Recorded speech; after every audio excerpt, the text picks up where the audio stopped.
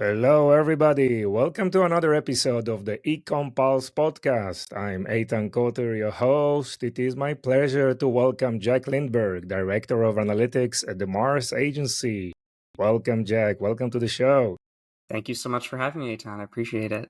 Great. Appreciate your time. Thank you for joining us. Jack, you're a musician turned analytics professional. We would love to learn more about your personal journey and your history in the business. Sure. I can't say I've been in the business that long, so it's not that long of a journey, but I'll give you Okay. as best of a rundown as I can. So I did my undergrad degree and my master's degree in music performance. Wow. I, since high school, beginning of high school, always wanted to be a professional opera singer. And I went through the, traditional training paths to get going through that. Really? Yep. Amazing. And I finished my master's in August of 2020. Wow. And my first professional season that I had lined up, it was sort of in the beginning months of COVID. I had a bunch of gigs lined up throughout the UK and some in Europe, and basically they all got canceled. And I moved Wow. back Yeah. home to my parents' house in the States, in New Jersey. And Okay. after a few months of being at home, my mom and I had both sort of had it with one another, transitioning as a young adult from living in a Sure. different country to living at home with your parents was Yeah. tricky. And she was like, "You need to get out of my house and get a job," in the most loving way anyone could possibly have said that. Of course. Of course. Yes.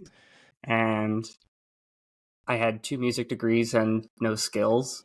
And my godmother, thankfully, is a career coach at Stanford Business School. And I called her Okay. and said, "Aunt Debbie, this is the, I'm calling in all of my years of favors to say, how do I get a job?" And her advice, which I think is still very good advice, is that e-commerce is an extremely young field, and willingness to learn and perseverance and stick-to-itiveness is much more valuable than prior experience. The e-com landscape of even 3 years ago is very, very different than the e-com Sure. landscape today. And that prior knowledge doesn't help as much as many other fields that are evolving more slowly. Okay. So how did you, find yourself, in Mars Agency and specifically on the analytics, profession? Sure. So the Mars Agency posted the first job I've ever seen that was what I would describe as someone whose sole job was focusing on Amazon Marketing Cloud. Yeah. When I worked at PackView, Amazon Marketing Cloud was one of the primary pieces of my remit, but not the whole thing. And I was really, really excited by the role at Mars to dig into Amazon Marketing Cloud in a much more intense way. Yeah. I think it's one of those sort of things that everyone talks about, but no one actually does something substantive with. So it's nice to actually get time and space to dig in display in an organization that's supportive of that, and really values the forward-thinking approach on how do we leverage this data set and capability that, one, people don't really know how to use very well, and two, we're starting to see other retailers other than Amazon pull out similar or analogous or close enough data sets that have the same type of capabilities Yes. as Amazon Marketing Cloud. So anything from your music background actually help you in this new role? I think a lot, yes. Really? Okay. I think musicians have pretty strong skills in being productively self-critical. Got it. And what I mean by that is, like, when you're a musician, I think people think that the majority of the time you spend as a musician is performing. But actually, the thing you spend the most time doing is practicing, typically by yourself. Yeah.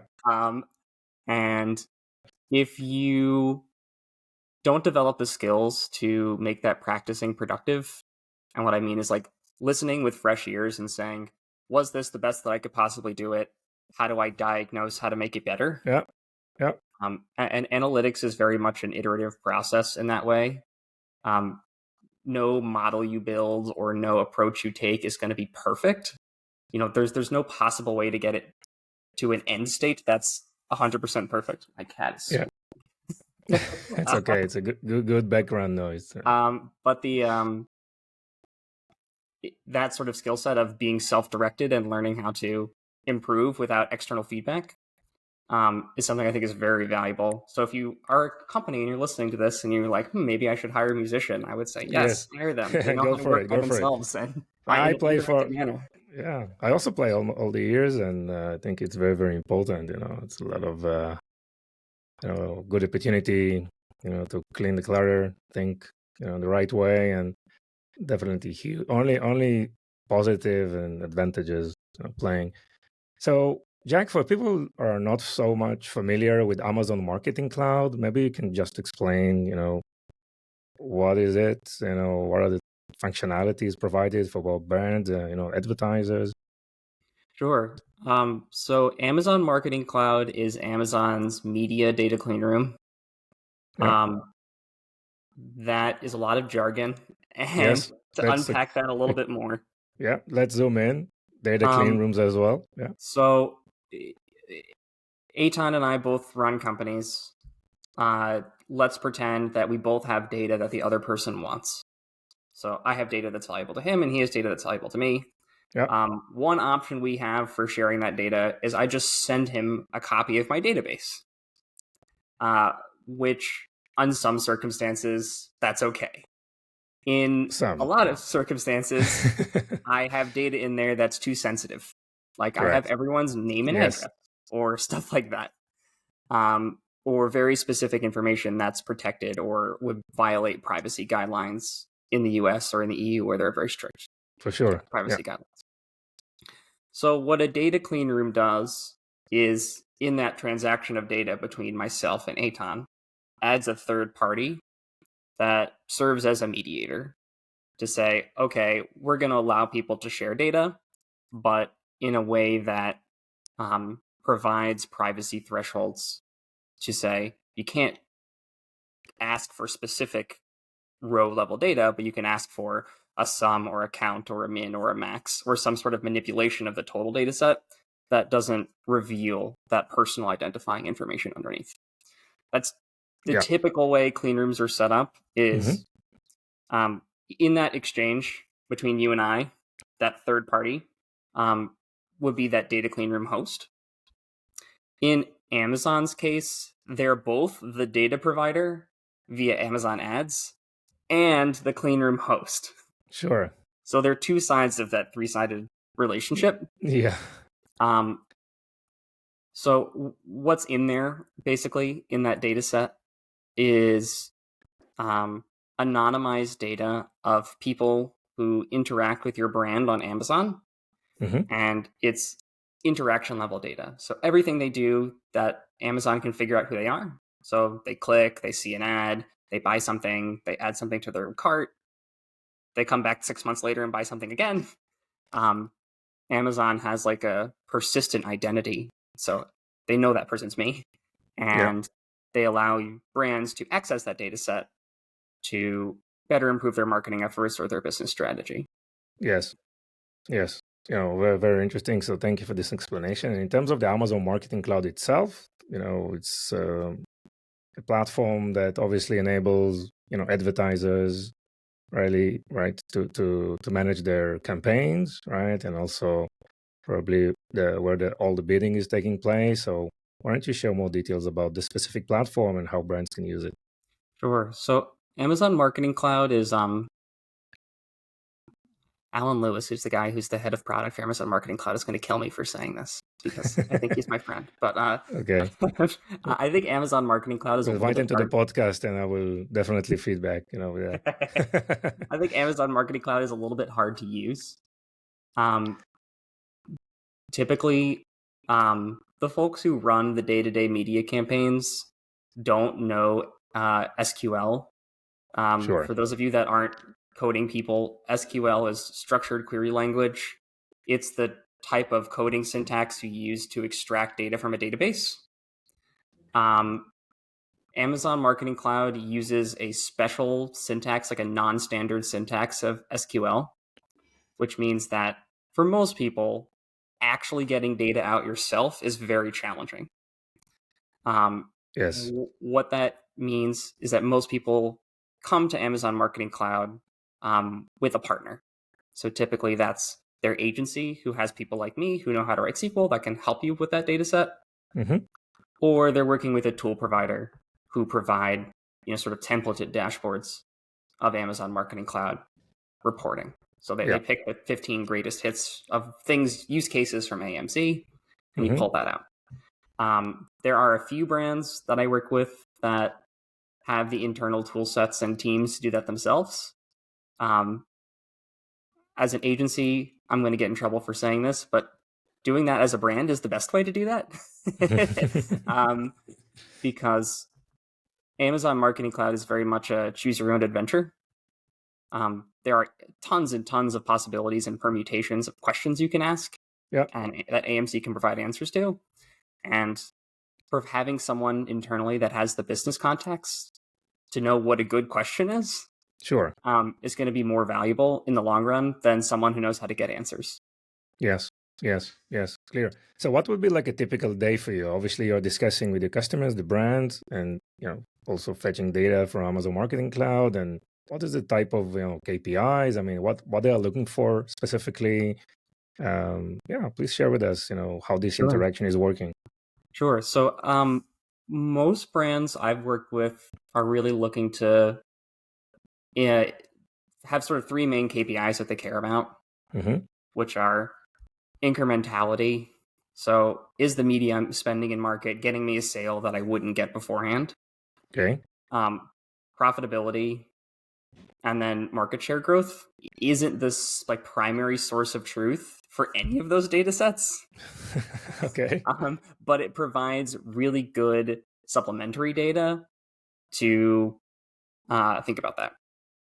So to give you an example, Mm-hmm. one of the things you can do in AMC is compare the purchasing behavior of people who see ads in various combinations versus people who see no ads. Got it. Um, Yeah. what this would give you is not a perfect answer for incrementality, but a very good start. Very good start. Yes. Right. To say if people who saw no ads buy $20 worth of product over a year and people who saw ads buy $40, that's a good sign that our advertising is working in a positive way. Correct.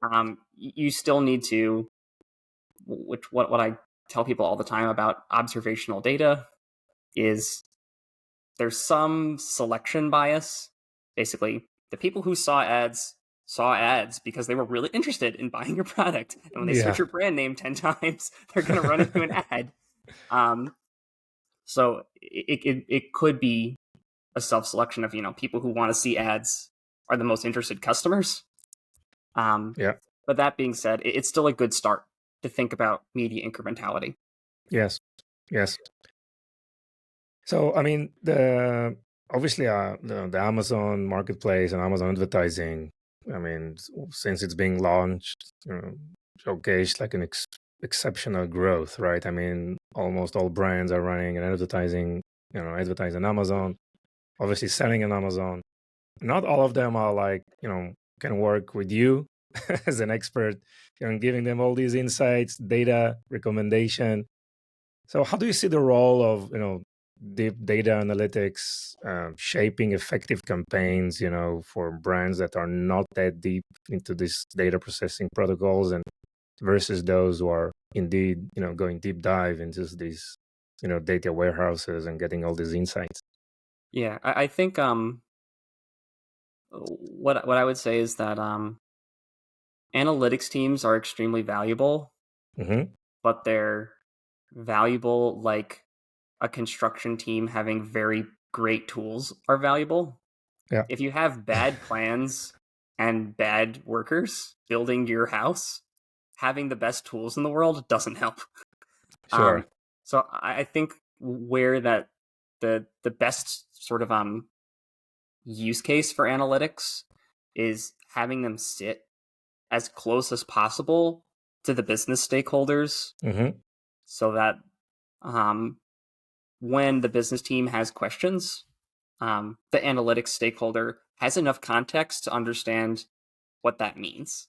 Sure. I think what I find myself doing a lot working with my clients and my engineering team is really just translating between business stakeholder says they want X, what data actually answers that question, Okay, yeah. or what do they mean that what do they actually want? Yeah. And I think what I've been trying to teach the team is, and across agency environments, I think this is something where some agency folks have issues, is when when your day-to-day contact asks you for a question about data, typically it's because there's 3 levels deeper about why they want that. Okay. And if you can get to the bottom of, hey, someone's asking me for X data because their boss asked them for X data because their boss needs to show their boss something. These are the If 3 you layers of questions. Right. If you get all the way to the bottom of that, Yeah. then your answer is going to be a lot better than if you just do exactly what they ask for. Okay. Okay. Amazing. Oh, this is really fascinating stuff, Jack. Thank you so much. I mean, so I just want to share with you and the listeners, I mean, the latest reports about Amazon, advertising performances. So the Amazon, in 2023, click-through rate were like 0.35%, right? The cost per click, the average CPC on Amazon is $0.91 for 2023. Conversion rates, again, it depends, of course, on the niches, right? But conversion rates are at 9.58%. And the average advertising cost of sales on Amazon is 29.91%, meaning, brands are spending almost a third, right, of their revenues, in Amazon advertising, which is obviously, amazing data. So looking at these statistics and performances, which you're probably familiar with, what are usually the processes, post the analysis phase? Okay, we think we have a fairly good understanding of what's happening right now.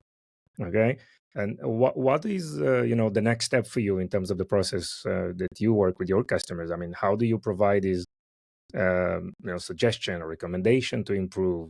How deep you get involved in the future campaigns in order to improve all these parameters? Yeah, great question. So I think the way we work with analytics at the Mars agency is analytics isn't someone that just plays cleanup at the end of a campaign. What I've seen happen a lot is someone will run a campaign, they'll come to the analytics team at the end and say, "Tell me how well I did." Okay. Where you're sort of leading the witness in a way. Yeah, Because the sure. analytics team is never going to tell you, well, your campaign actually was bad. You Yeah. just told me to tell you why it was good. Right? So what we like to do is get from the planning stage, have the analytics team in the room to say, what are the possible data sets that will help us make a better plan? Mm-hmm. And then as we go through the process of launching that media and keeping it live and adjusting it and whatnot, Yeah. that's an iterative sort of process. Yes. But I think for your point, like at the end, how do we figure out what we did well, what we can improve on? I think what in statistics, there's something called a confounding variable, which is the A and B and they change, but what you don't know is that there's a third variable that causes both of them to change. To So change. Yeah. you're not looking at that third variable. Mm-hmm. And what I typically do is just I'm that guy who says, okay, we measured these 5 things.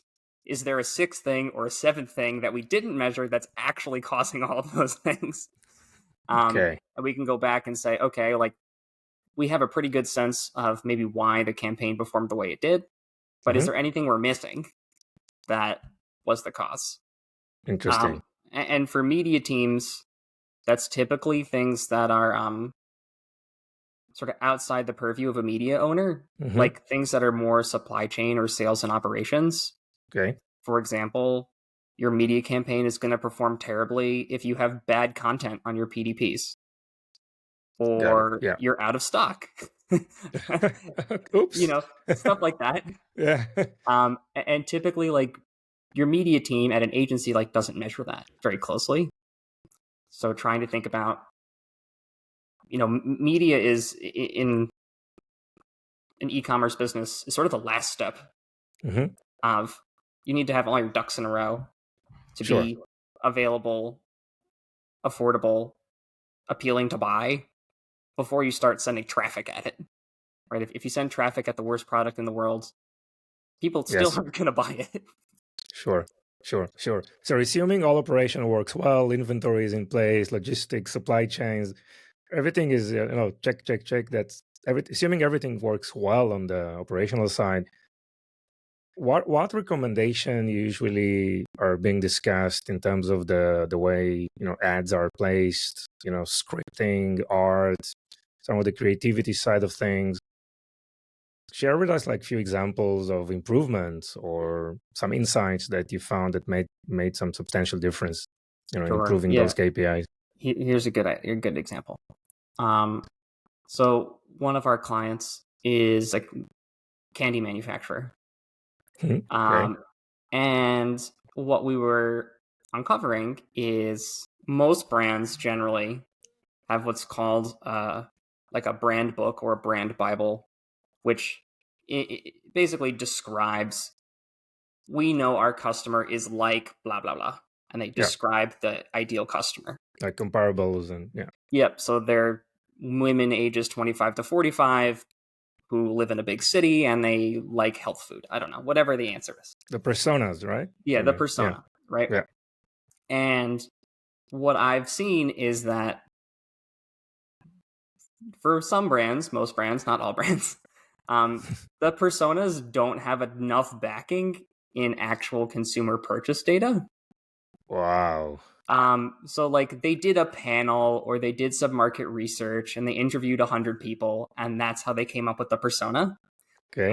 But what they don't do is go back and look at the data sets from, let's say, Amazon's audience data to say, hey, you told women ages 25 to 45, and what I'm seeing is it's men 65 plus who are the primary Wow. buyer of your product. In this example, what we actually saw was the chocolate buyer skews slightly older, slightly lower income than the gum buyer, who is a really interesting cohort of young, high income men. Okay. So if you are trying to sell someone gum, that person is typically going to be younger, male, more affluent than the person who buys chocolate. And Yes. what you would do with that is say, okay, now I need to go, that person I'm talking to at the other end of this ad is different than my chocolate buyer. So the type of branding I need to do, the type of targeting I want to use is going to be a little bit different. Wow. Yeah. Much more than a little bit, I think. It's like a completely different person, right? Right. And I think wow. it's like it's easy to see how you can set up a persona and you sort of have that as your customer the whole way down. Yeah. And if you never fact check that with like, hey, we actually have people buying this, can we see who they are? Yeah. And just check your work. Yeah. So what happens after you are actually sharing with them this really, insightful or surprising piece of data, right? What's the usual step following that? So I've been lucky to have clients that take that very well. And they're like, oh, okay, this is interesting. We should come up with some new ideas. Okay. Then the next step is like, does our creative tell the story in a convincing way to that end buyer? Okay. And then it's thinking about, are we targeting the right audiences via DSP campaigns or streaming TV or video or whatnot? Yeah. And then are we targeting the keywords on search that cohort of people type in? Yeah.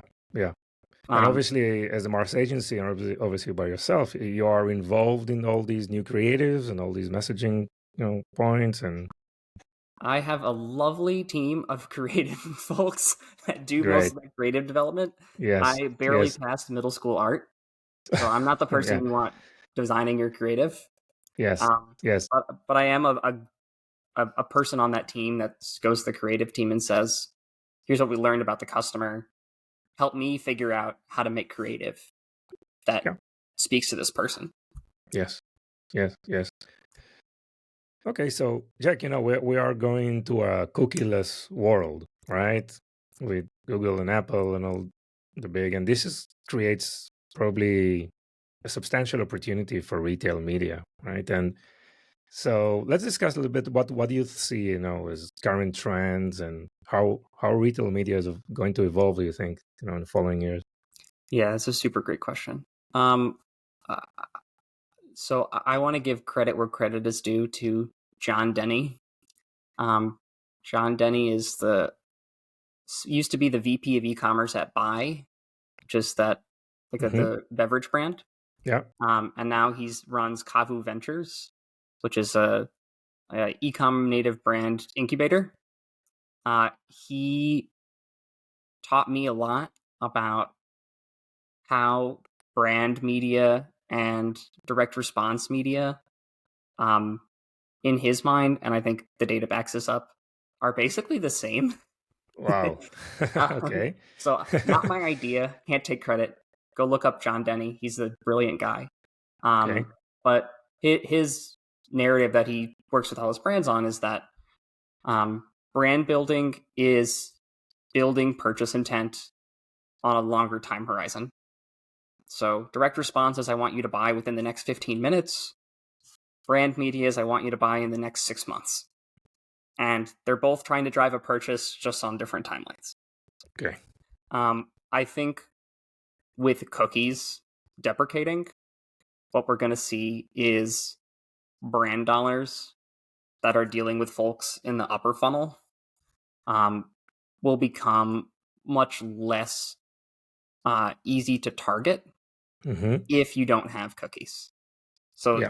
the I'm going to build a brand because I'm targeting audiences. The types of data you have about those folks um, is going to depreciate over time unless the partner you're working with from an advertising standpoint is generating their own first party data Yeah. to give you really strong insight about who that person is. Um, and some of the folks with the best data in the world are retailers For because sure. you go to their store and you buy stuff. And you buy And stuff, and that's they a know very everything. strong signal about Yeah. who you are and where you live and what you like. Um, Yeah. so I think we're seeing this already start with retail media networks trying to reframe themselves not as drive conversion at my retailer, that's it as their only purpose, and thinking more about how can we rebrand ourselves as a company with a data asset and media inventory that we're using to help you with your entire marketing journey. Sure. Um, a really interesting example of this that it just launched earlier this week, I think, is Amazon Prime Video has started playing in real ads. Yes. And I was watching Prime Video last night, and I got ads from a different streaming service. So Crazy. yeah, I Wow. got ads for Paramount Plus on my Prime Yeah. Video On your Prime ads. Video. Yeah. Right. And I was like, that's insane that Yeah. someone decides that the way to build their brand as a streaming service is to use in video ads on another streaming On another service. streaming service. Yeah. Um, but if I'm the team at Paramount Plus, I don't have the data that Amazon has about potential subscribers. Yes. So the data asset is the more valuable thing that they can leverage and utilize. Yes. Um, Yes. what I think becomes challenging within these use cases and walled gardens is persistent identity across a much wider swath of the internet. And as they start deprecating, the precision of identity resolution will go up within a walled garden, but the reach of the walled garden will be smaller. Smaller. Yes. Right? So like within the Amazon ecosystem, they're very confident about who they're targeting and why. But once you start getting further afield, that gets more and more challenging. Sure. I think there's some under the water narratives here that are wrong about the answer to this is we're just going to build the world's biggest clean room of clean rooms and just mush all of these walled gardens together in some sort of data environment and match all the user identities and we'll be hunky-dory. Yeah. But that's not going to happen. The sort of clean room of clean rooms future state in which the walled gardens sort of to use a bad metaphor, like build a bridge across them isn't gonna happen. Yeah, for sure. And what's more likely is that brands and their agency partners are going to have to get better at saying Amazon's data and Walmart's data and Kroger's data are all structured differently. How do I go in and say, tell me about my brand persona and know the ins and outs and how to extract that data from 3 different data sources with different structures and different ways to extract it, but still present to the stakeholder the same answer. Interesting. And definitely, Amazon is a very unique position, right? Because of the marketplace, some of the Amazon Prime, obviously, not just, I think the CTV and the big screen is another layer of probably, higher CPMs and much higher opportunity. Definitely the offline resource. How do you see the budget, spread across all these different channels, in the Amazon environment? Are you already see those investments going to Prime, going offline, going to other, Amazon assets? I think it depends on the brand. There are some brands who are operating under this mental model that, for lack of a better word, they don't need to generate demand; they just need to capture demand. Capture, Which I think for some instances that's fair. If you're in a category where category penetration is like 99%, for example, everyone buys toothpaste and everyone buys toilet paper or paper towels. And whether or not you see ads for them, you still need them. So all you need to do is just like be there when someone says they need toothpaste. It would be very tricky to figure out how to get people to consume toothpaste at a faster rate and get them to buy more frequently, right? It's like, but for categories where that's not the case, where it's a nice to have rather than a need to have, yes, it becomes much more tricky to live in a world where all you do is capture demand. Because you're sort of riding on the destiny of the category as a whole, rather than building demand for your own self in that category. Like, for example, if you sell smart TVs, I might like one, but I don't need one. Yes. So unless I am prompted to go into that aisle, I likely won't. And that sort of thinking about how to spread budget across for those brands in which demand generation is probably equally as valuable as demand capture. We see folks moving towards more interactive, more brand forward types of media, like streaming TV, OLV, so on and so forth, even on in-search video. Sure, obviously shoppable video, right? Yeah, I know that's your area of expertise, so happy to throw you some shoppable video plugs. Okay, great.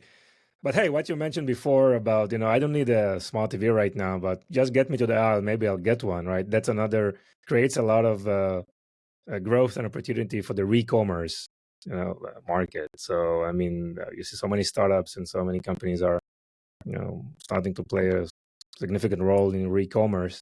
Obviously in the US, it's obvious why it's a valid and significant opportunity. So Jack, I think this is probably the time of any of our episodes when we need to talk about AI, machine learning, and obviously as a data expert, how do you see the role of AI, machine learning are taking shape here in this specific sector.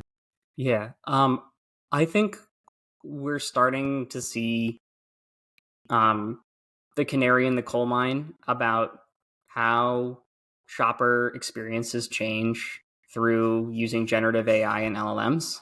Yeah. During CES, Walmart launched what they're calling like a generative search capability. Basically, you type in the use case. So I'm throwing a Super Bowl party, which Super Bowl is copyrighted. So we're throwing a party for the big game. Yeah. What all brands say. Um, uh, and Walmart's AI will suggest for you the products you might need for that use case, Wow. rather than saying, I need paper plates and mini hot dogs and chips and salsa. Walmart's AI is figuring out for you based on the use case you described what you might need. What Yeah. that is going to do overall is, one, for shoppers, that's a much better experience. The time on site will go down, the ease of finding what you need will go up. So definitely a thumbs up for shoppers. For Nice. advertisers, that becomes much more tricky.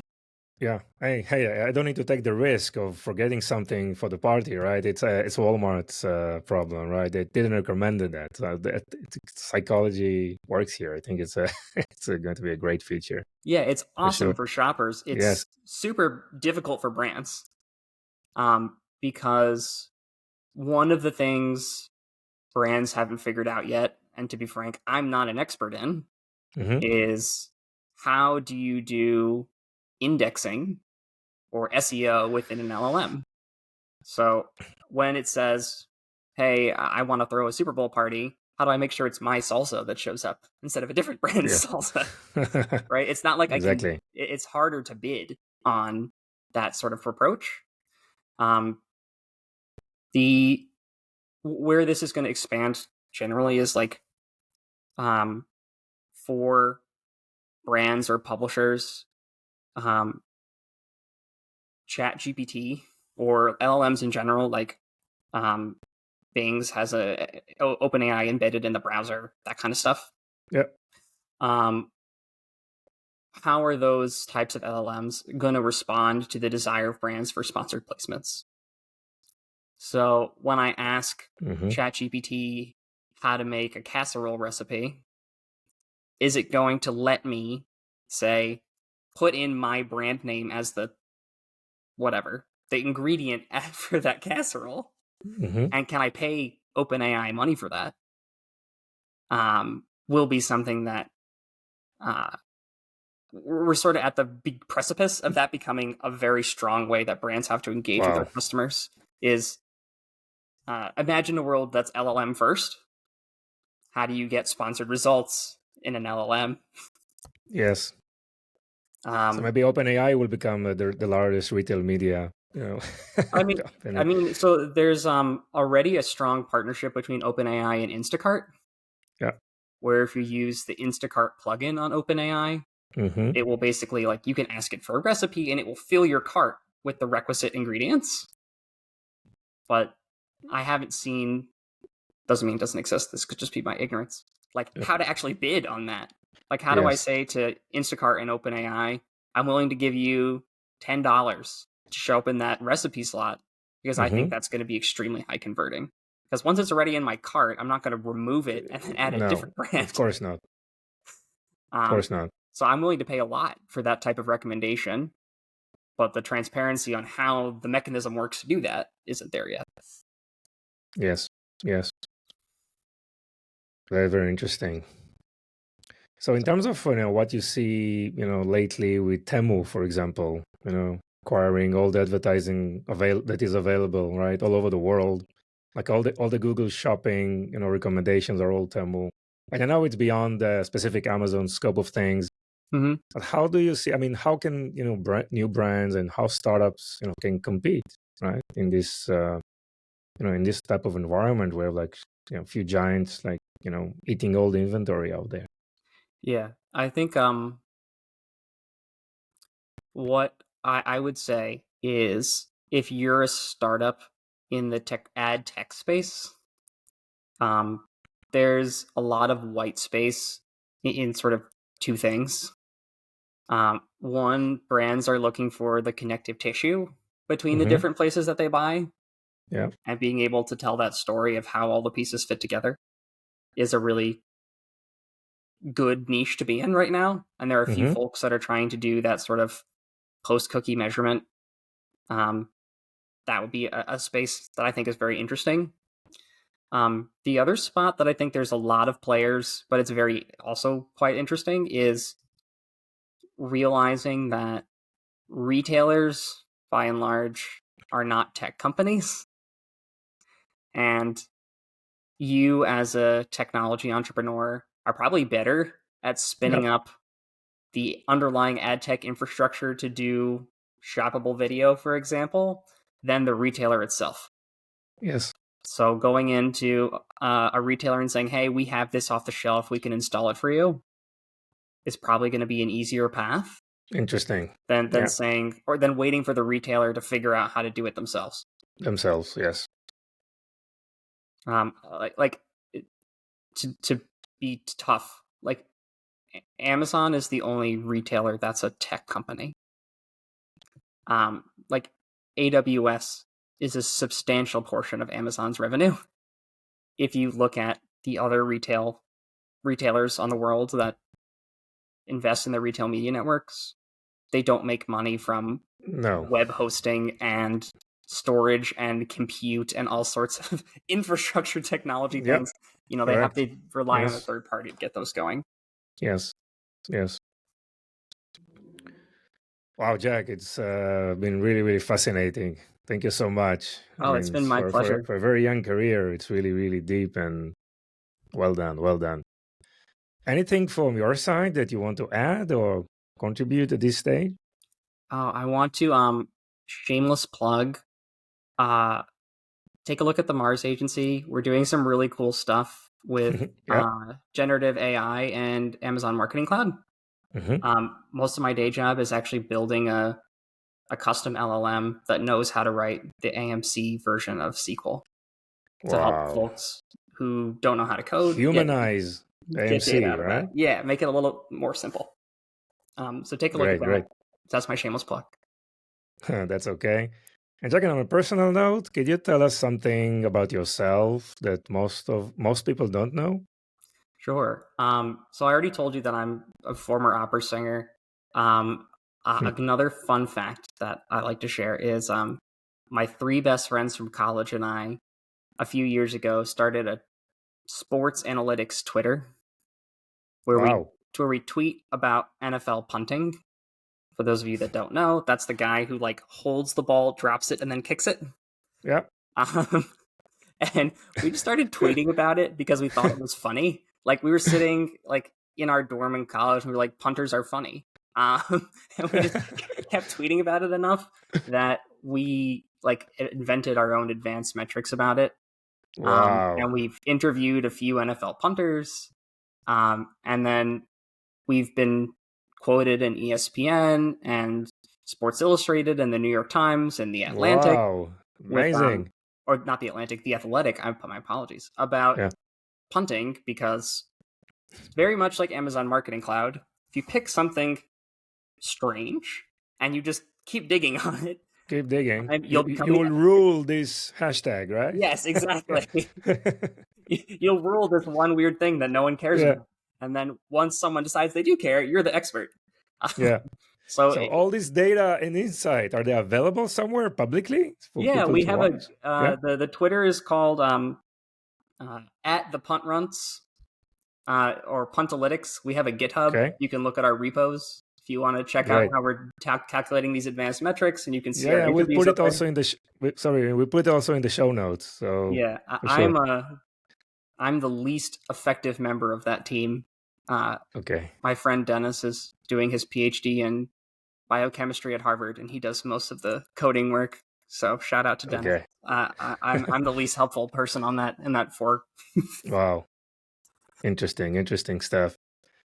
Great. And so where is the best place to find you and the Mars Agency? So the best way to find us is on LinkedIn.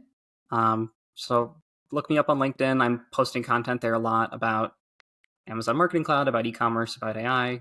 This podcast will be up there once it's published. Good. And then the Mars Agency, best way to find us is on our website.